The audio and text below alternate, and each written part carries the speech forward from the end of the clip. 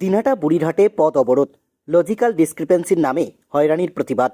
শুক্রবার সকাল 10টা থেকে দিনহাটা বুড়িরহাট এলাকায় পথ অবরোধ কর্মসূচি পালন করে সাধারণ মানুষ। এসআইআর প্রক্রিয়ায় নির্বাচন কমিশনের লজিক্যাল ডিসক্রিপেন্সির নামে সাধারণ মানুষদের নির্বিচারে হয়রানির অভিযোগ তুলে এই প্রতিবাদ কর্মসূচি পালিত হয়। এদিন ভারতের জাতীয় পতাকা হাতে সাধারণ মানুষ পথ অবরোধে সামিল হন। এই অবরোধের নেপথ্যে তৃণমূল কংগ্রেস নেতৃত্বরা থাকলেও দলের নেতারা দাবি করেন এটি একটি স্বতঃস্ফূর্ত গণ আন্দোলন। দিনহাটা 2 নম্বর ব্লকের তৃণমূল কংগ্রেসের সহ সভাপতি আব্দুল সাত্তার সাংবাদিকদের বলেন, আজ দলের হয়ে নয়, সাধারণ মানুষের হয়ে এই পথ অবরোধে সামিল হয়েছে। তিনি অভিযোগ করেন, অপদার্থ নির্বাচন কমিশন ইচ্ছেমতো সাধারণ মানুষদের হয়রানি করছে। তাই তারই প্রতিবাদে আজ সাধারণ মানুষ একত্রিত হয়ে আন্দোলনে নেমেছে। আব্দুল সাত্তারের সাথে স্থানীয় তৃণমূলের আরও একাধিক নেতাকর্মী ও সমর্থকরা এর প্রতিবাদে অংশ নেন। এই পথ অবরোধ কর্মসূচির কারণে স্থানীয়ভাবে যান চলাচলে বিঘ্ন ঘটে।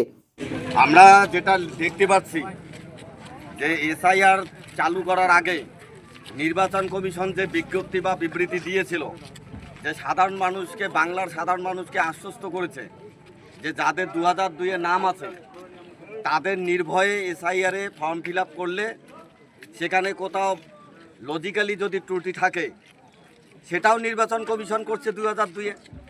তো তারা বলছে যে এই 2002-এর তালিকা অনুযায়ী যাদের নাম আছে বা যাদের লিঙ্ক আছে, পরিবারের লিঙ্ক আছে, ম্যাপে যারা আছে, তাদের কোনো ভয় নেই এবং তারা তাদের নাম নির্বাচনের যে খসড়া তালিকা এবং ফাইনাল তালিকা সেখানে থাকবে।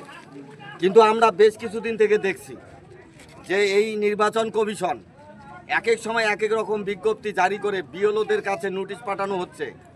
এখন আমরা যেটা দেখতে পাচ্ছি যে 2002-এ যাদের নাম আছে বা যাদের পরিবারের বাবা মার নাম দিয়ে যারা 2002-এ লিঙ্ক করেছে এবং তাদেরকেও হিয়ারিংয়ের জন্য নোটিশ দিয়ে তাদেরকে দেখানো হচ্ছে।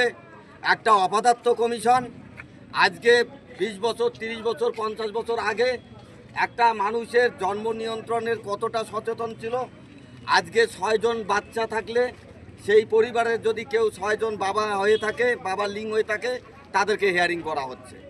আজকে ভারতবর্ষে আজকে জন্ম নিয়ন্ত্রণের দায়িত্ব সেটা কি নির্বাচন কমিশন নিয়েছে?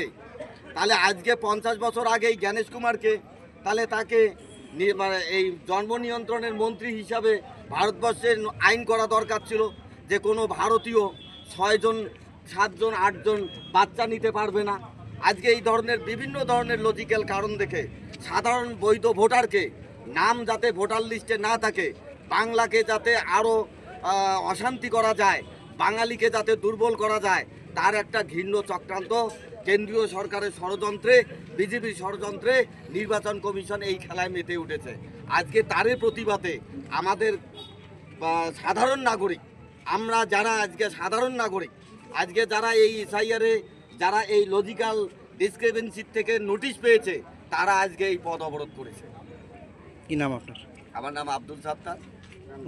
আমি এখানকার একজন সাধারণ নাগরিক এবং যারা এই লজিক্যাল ডিসক্রিপেন্সিতে আজকে নোটিশ পেয়েছে তারা আজকে স্বতঃস্ফূর্তভাবে আজকে এই পথ অবরোধ করছে।